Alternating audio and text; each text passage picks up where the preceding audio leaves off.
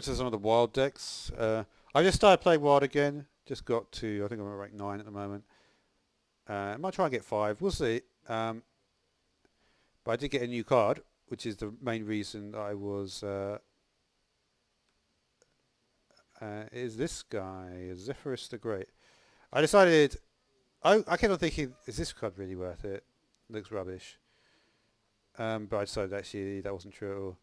One of the real interesting reasons it's not rubbish, because honestly, I still don't think it's that good.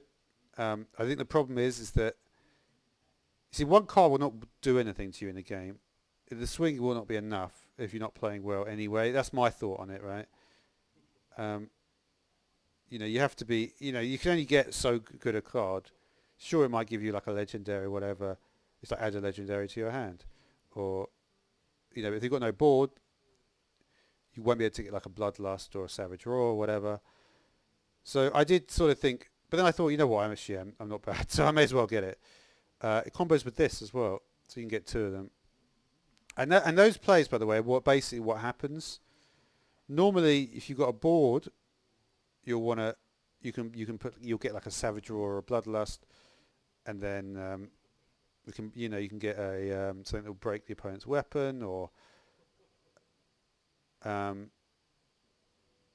if it hasn't got any, or otherwise you just get like a really powerful minion. Like if you're on a combo, you get Van Cleef or Tyrion. I think also you can get like, if you play it really early on, you get like wild growth and stuff like that. Stuff to increase chances. Basically, it could just get you any card from whatever, like basic or classic or whatever they call it. Doesn't get you any newer cards. It's good. It is good. And in many ways, in fact, it's not that different from Kazakus as well. Like, this is also a very strong card. This was one of the... you're cool. I wonder if it could actually tell you in Kazakus, because... Yeah, Priest, Major, Warlock decks. So it was weird. There was this thing. I don't think they do it anymore, where they had like you could have only one of 3 decks. I don't know why. But yeah, that's also a very solid card. The reason this deck works is just because it's very, very solid in general.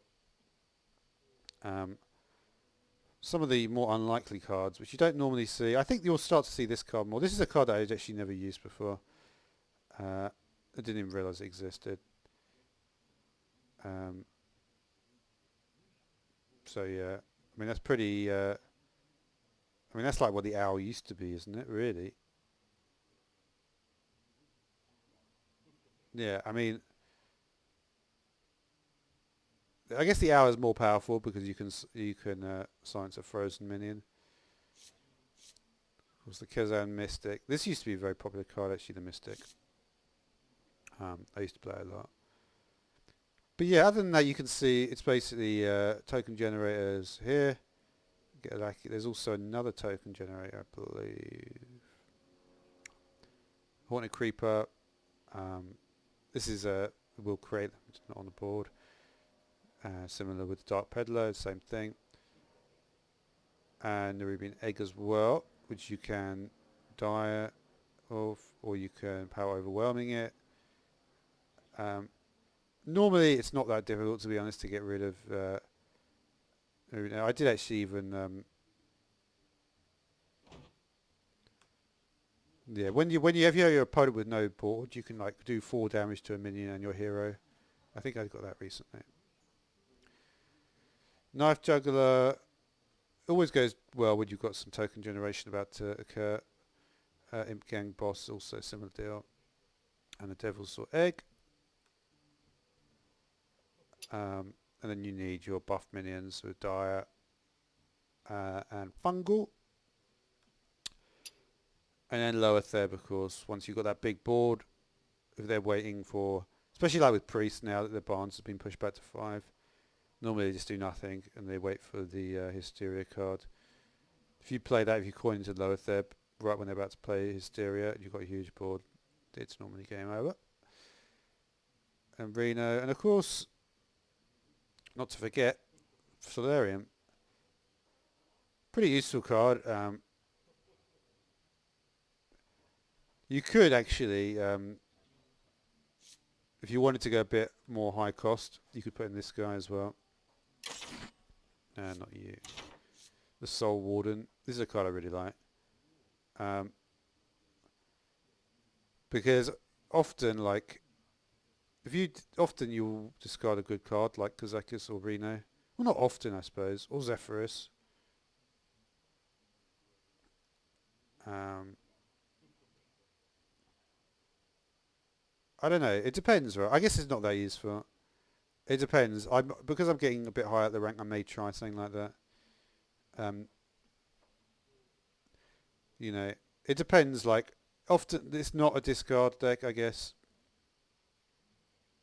It does have Malkator's Imp though, so maybe you could make it into one.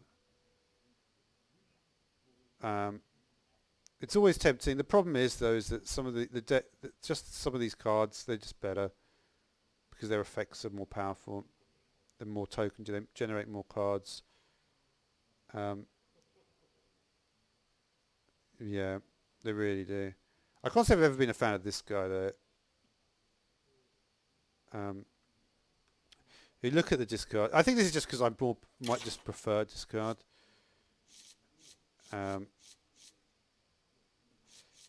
Jetlick is not that good, to be honest. It just fills you in with rubbish.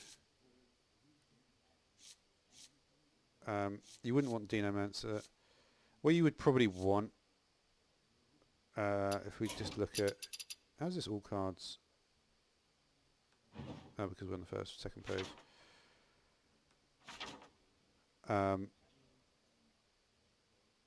Yeah, I've seen Expired Merchant being used a lot. This actually may work in the deck if you had a Soul Warden.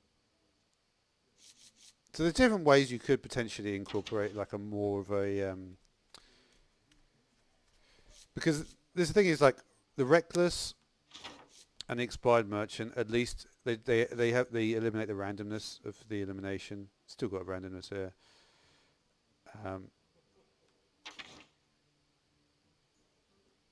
And also there's another one which yeah, no, the Expired Merchant especially is interesting because your highest cost card is almost certainly going to be, well, it could be Fungalmancer, I suppose, but even that is a pretty good card. But there's quite a good chance it will be Kazakus, Lower Theb, or Reno.